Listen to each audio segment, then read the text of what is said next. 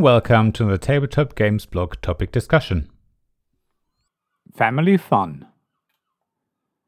As we know, and as I always say, there are so many games, chances are there's something for everyone.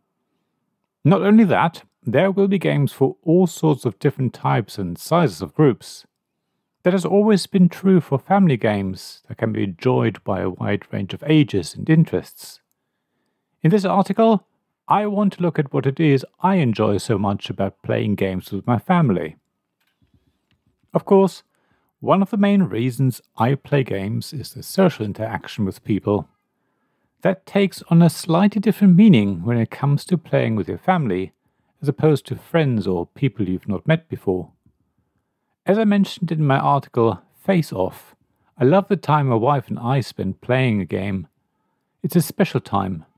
We connect, share time together, and focus on the game. It's even more special when our daughter plays a game with us. She used to do that a lot, but when she became a teenager it stopped.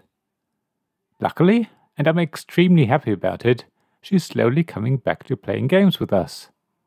They tend to be smaller, shorter games rather than the longer and more strategic games we used to play. However, whether we play a single 10-minute game or get her to play several shorter games with us, it's so wonderful to spend time with her as a family. She prefers competitive to cooperative games. I think she wants to show that she can win against her parents. It's a friendly sort of competitiveness, even if we sometimes fight nail and tooth. At the end of a game, there are never bad feelings. Our daughter has learned early on that losing isn't a bad thing. In my article, He Ain't Heavy, I talked about the fun my brother and I had with board games. I don't see him much these days, as we live in different countries, but my wife's brother's family lives nearby. I mentioned how we first introduced my brother-in-law's family to board games and how they subsequently introduced us to new games in my article, Home is Where the Board Games Are. So, whenever we meet up, we tend to play board games together. My two nieces tend to play with us grown-ups and our daughter. Catering for a larger group of players isn't always easy. However, when the family gets together, everyone tends to be quite relaxed and people happily sit out a game or two. After all, we usually spend a whole afternoon together, so there's plenty of time to play games. Everyone is also happy to try out and learn a new game, which is a great opportunity for me to teach some new games, or for them to show us their latest game. That makes finding suitable games to play together as a family a little bit easier. Luckily, everyone also enjoys not just light games, but slightly more demanding ones. Chai is one of the more recent ones they like, for example, but we also play games such as Code Express.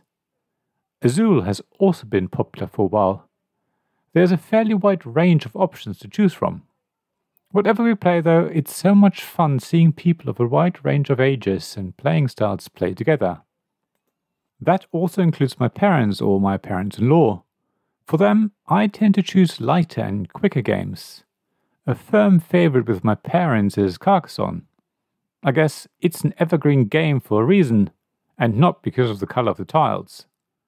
It's such an easy game to explain and so very visual. My mum plays very competitively, while my dad doesn't really mind either way. My wife's parents usually just want to build a beautiful map. Either way, it's an hour or so well spent. Yes, it's an hour for us, because we always play with at least one expansion. I recently introduced Town 66 to my wife, our daughter, and subsequently my parents-in-law. It's another very visual game that's very easy to teach. It does require a little bit more focus though, so it's a bit more taxing, but everyone really enjoys it. It's such a fun little puzzle that game creates, and trying to be the last player standing while having the least number of tiles in your hand is a lot of fun. My plan is to introduce them all to Scout, which I think they will enjoy for similar reasons.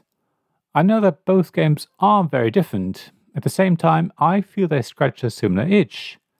Both are from Own Games, so it's no surprise they feel similar in some ways.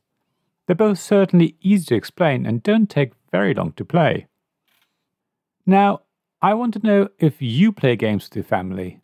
If so, what sort of games do you play? Do you choose different games depending on which part of your family you're with? Do you have some games that you think always hit the mark? Please share experiences and suggestions on the blog at tabletopgamesblog.com. I'd love to hear what games you play. Thank you for listening to this Tabletop Games Blog Topic Discussion podcast. Please check the description below for links mentioned in this episode, as well as to the written version of this article on the blog.